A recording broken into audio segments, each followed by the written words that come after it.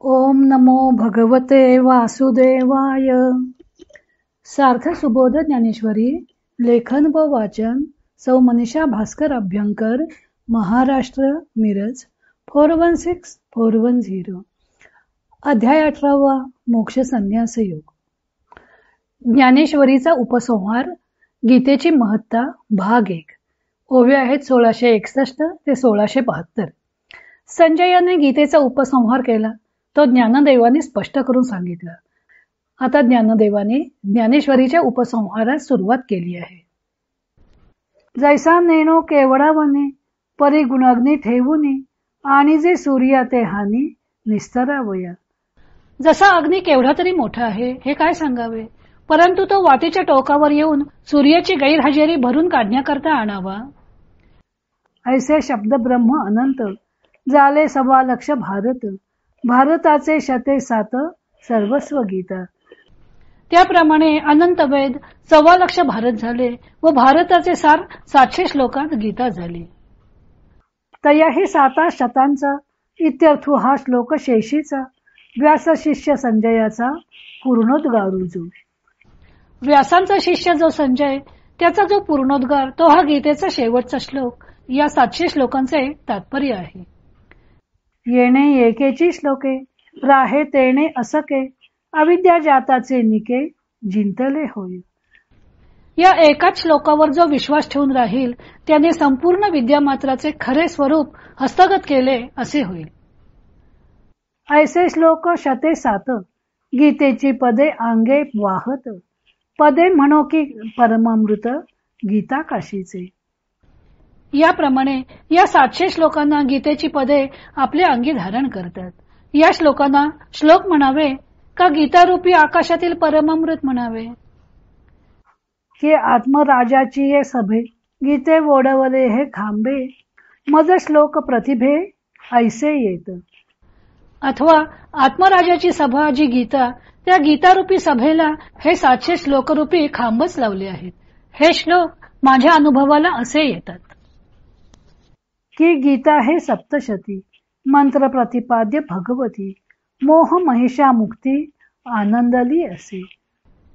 अथवा गीता ही सप्तशतीच्या मंत्राने म्हणजे 700 श्लोकरूपी मंत्राने प्रतिपादन करण्यास योग्य अशी देवी आहे व मोहरूप महिषासुराच्या नाशाने आनंद पावली आहे.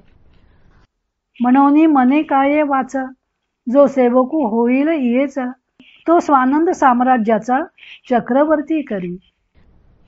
म्हणून जो मनाने, शरीराने अथवा वाचेने गीतारूपी देवीचा सेवक होईल त्याला ही गीता स्वानंद रूपी साम्राज्याचा सार्वभौम राजा करेल.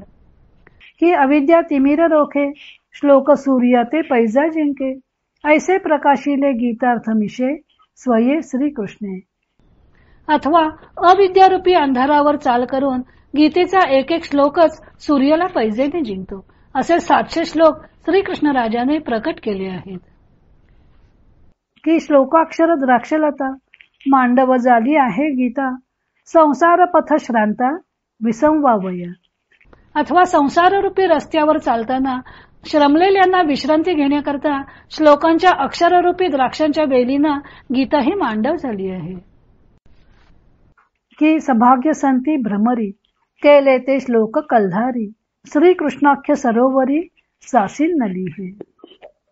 अथवा भाग्यवान संतरूपी भ्रमरांनी सेवन करून ज्या श्लोकांना कमळरूपता आणली, अशा श्लोक कमळांनी युक्त असे जे श्रीकृष्ण नावाचे सरोवर, त्यामध्येही गीतारूपी वेली भरास आली आहे. की श्लोक 90 आन, गमे गीतेचे महिमान, वाखाणी ते बंदीजन उदंड जैसे. किंवा हे श्लोक नव्हेत, मला तर या संबंधाने दुसरीच कल्पना येते. हे श्लोक म्हणजे जणू काही गीतेचा महिमा वर्णन करणारे भाटच आहेत. करिष्ये वचनम तव, या उत्तराने श्रीकृष्णार्जुनांच्या संवादाची समाप्ती झाली व यत्र योगेश्वर कृष्ण या श्लोकात गीतोपदेशाची सांगता झाली. आता ज्ञानदेव ज्ञानेश्वरीचा उपसंहार करताना प्रथम गीतेची महत्ता गात आहेत. गीता हे महाभारतातील तत्वज्ञानाचे सारच आहे. मुळात वेद अनंत, महाभारतात वेदात सांगितलेला उपदेश संगृहीत केलेला आहे. त्यावेळी त्याचा आकार कमी होऊन 1.25 श्लोकांनी युक्त महाभारत झाले व महाभारताचे सार गीतेत 700 श्लोकांमध्ये सांगितले आहे.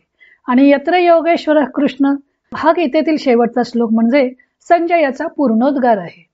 या शेवटच्या श्लोकात गीतेचे तात्पर्य सांगितलेले आहे. ज्ञानदेव सांगतात की असा हा पूर्णोद्गार असलेल्या शेवटच्या श्लोकावर जो विश्वास ठेवील त्याला विद्या हस्तगत होईल. अशी या गीतेची ज्ञानदेव महती वर्णन करत आहेत. त्यांनी गीतेतील श्लोकांवर अनेक उत्प्रेक्षा केलेल्या आहेत. गीतेतील हे श्लोक म्हणजे गीतारूपी आकाशातील परमामृत आहे. गीता म्हणजे आत्मराजाच्या सभेचा मंडप आहे व गीतेतील 700 श्लोक म्हणजे त्या सभेच्या मंडपाला लावलेले 700 खांब आहेत. त्या खांबांनी हा गीता मंडप तोलून धरलेला आहे. किंवा गीता ही महिषासुरमर्दिनी आहे. सप्तशतीच्या 700 मंत्रांनी जागृत केलेली देवी असून ती मोहरूपी महिषासुराचा नाश करते. त्याला मुक्ती दिली की ती आनंदित होते.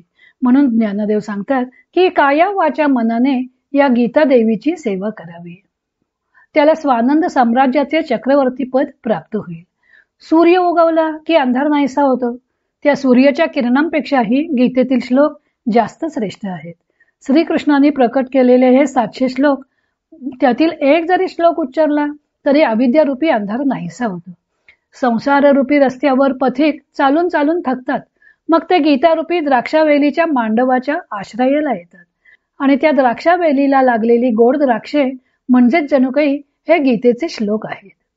किंवा संत हे त्या गीतेतील मधुर रस सेवन करतात.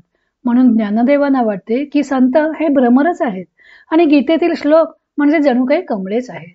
आणि ही कमळवेल श्रीकृष्णरूपी सरोवरात फोफावलेली आहे.